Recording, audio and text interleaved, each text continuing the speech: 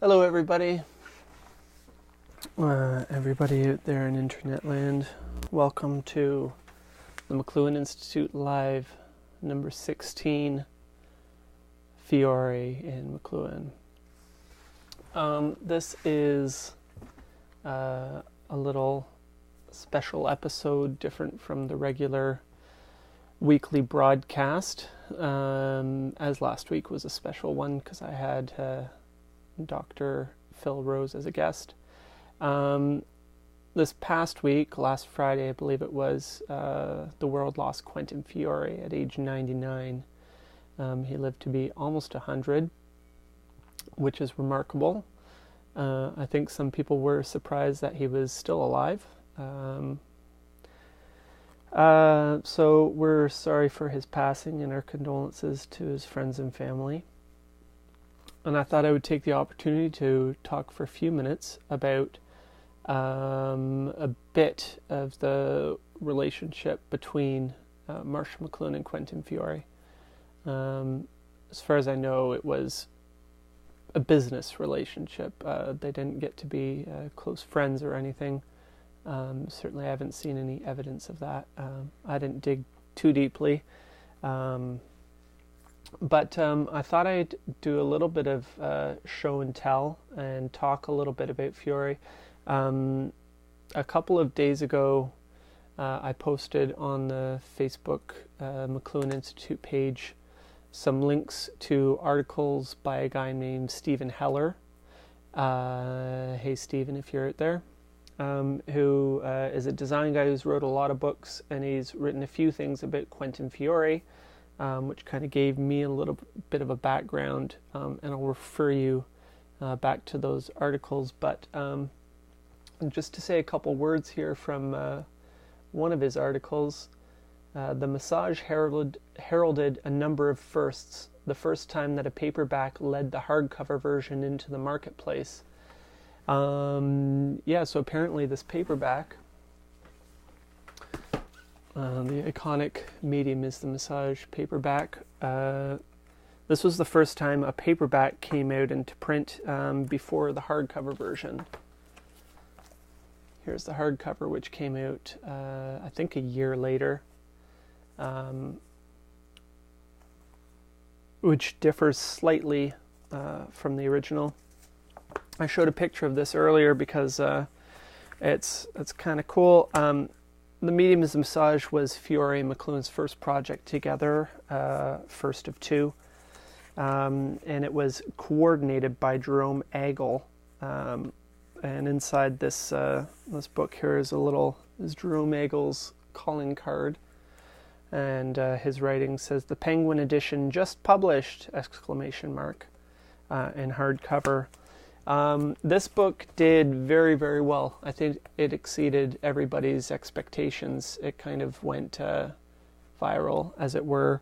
In the same time they published this hardcover, foreign translations and editions were published, including hardcover French edition. Let me see here. I've got some others. It's in, I don't know how many languages. Here's Japanese. There's a second, more recent Japanese, Spanish. I believe the first printings of foreign translations all had this sort of cover design. Just the text was translated. I'll continue reading what Stephen Heller writes. First time a paperback led the hardcover version into the marketplace. Also the first time such intense visual pacing was applied to American bookmaking. The first book coordinated by a producer, Jerome Agel, who takes credit for orchestrating the sound and music. But most important was the close conceptual relationship between the designer and the writer. Like L. Lisitsky and Mayakovsky, Hartfield and Tucholsky, Giles Williams, and Robert Benchley. Though Fiore and McLuhan were not in constant contact with each other during this period, Fiore was in sync with McLuhan's thinking, so much so that the visual or concrete presentation of McLuhan's sometimes complex ideas was made totally accessible. The massage was an experiment in bookmaking that had an impact on other designers, but only subtly changed the way that books are made today. Yet it did open unexplored avenues for Fiore. Marshall, from all accounts, Marshall had a fairly hands-off relationship to the publishing, to the production of this book. Basically, Fiore and Agel rated Marshall's previous books, The Gutenberg Galaxy and Understanding Media. Oh, are people saying Jerry? Oh, hi guys. Rated Understanding Media and Gutenberg Galaxy for the words, and then assembled them together with images. The other article of Stephen Heller's, which I linked on the Facebook page, is an interview with Scott Boms. Hey Scott Boms, sorry, is my brother-in-law, a McLuhan by marriage, and Scott has what they call the mechanical, the dummy, the makeup book that they used, the mock-up, I should say, with some of Marshall's notes in it. And in that article, there's pictures, I think, of most of the books, so you might check that out. Scott has that down in California, which is pretty neat. So those are the first paperback and hardcover editions. This followed pretty close on the heels, I think a year later in '68. This is cool. Here we have Jerome Agel, Quentin Fiore, Marshall McLuhan, and John Simon. And they're there at, I think it's CBS, Columbia Records in New York.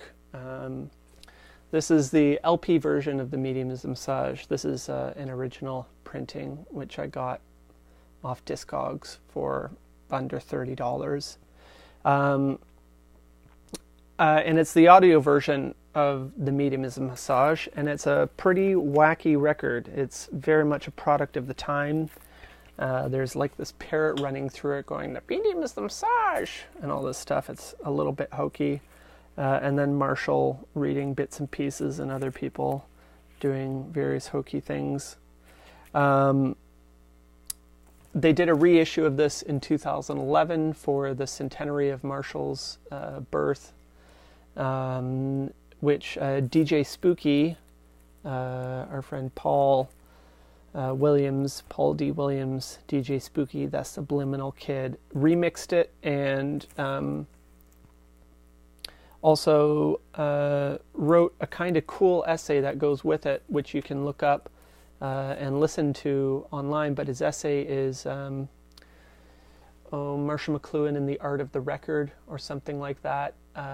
Anyway, the first time I read that, I didn't realize, but apparently this record was very groundbreaking and had an impact in the hip-hop world, which is kind of interesting. I thoroughly recommend looking that up. And yeah, actually, you can still get the vinyl 2011, which comes with that essay and some other goodies for, I think, under $30 as well. That's a really good buy. This is also really cool. Gingko Press reissued the book in, it's not saying here, I think it was around the same time, 2011, for the centenary. And people may recognize this style here. That is the work of none other than Shepard Fairey, graphic illustrator, street artist, graffiti guy, DJ. Shepard Fairey, known for his work with Obey, who I am a super huge fan of, and it's really interesting that he was involved in this project. I happen to notice one of his Obey t-shirts on the tag says "The medium is the message," so apparently he's a fan, which is pretty cool. Would love to talk to him about doing some McLuhan related projects. If you're watching, Shepard, have your people contact me, because that would be just phenomenal.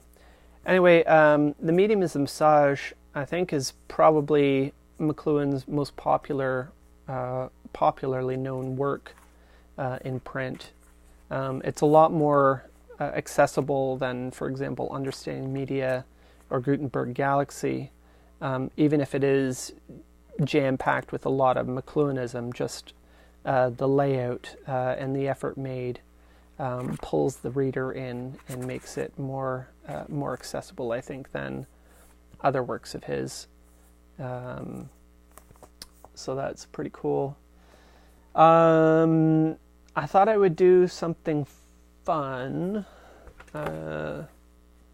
And where do I have it? I have here 2 copies. Okay, well, before I get to that, I'll talk very briefly. So, Fiore and McLuhan and Agel got together again for a second project, which was published as War and Peace in the Global Village, subtitled An Inventory of Some of the Current Spastic Situations That Could Be Eliminated by More Feed Forward.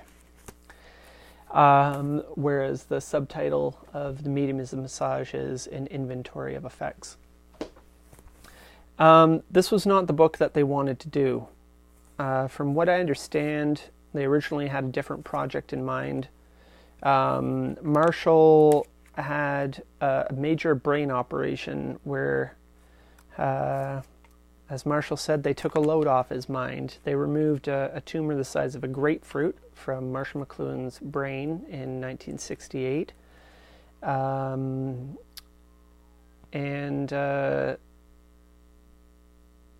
Sorry, I'm just seeing a credit here to Eric McLuhan that I hadn't seen before. Thunder, Joyce's Guide to the Media by Eric McLuhan. That's really interesting.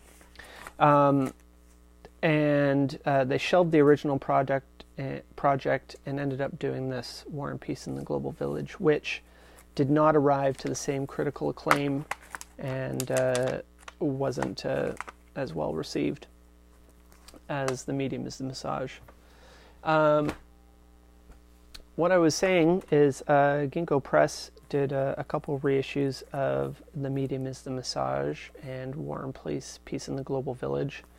The covers aren't the best, but I'm going to give them away to somebody watching this live, because I appreciate you joining me and spending time for me. And let's see, the time is 9:15. The first person who asked for them on the Facebook page for the McLuhan Institute, I'll send them to you. So say I want it, and then I'll send you a message, or you can email me, andrew@themcluhaninstitute.com, and I'll send you these books. So if you want them, send me a message, and they're yours. So that's a little thank you from me to you.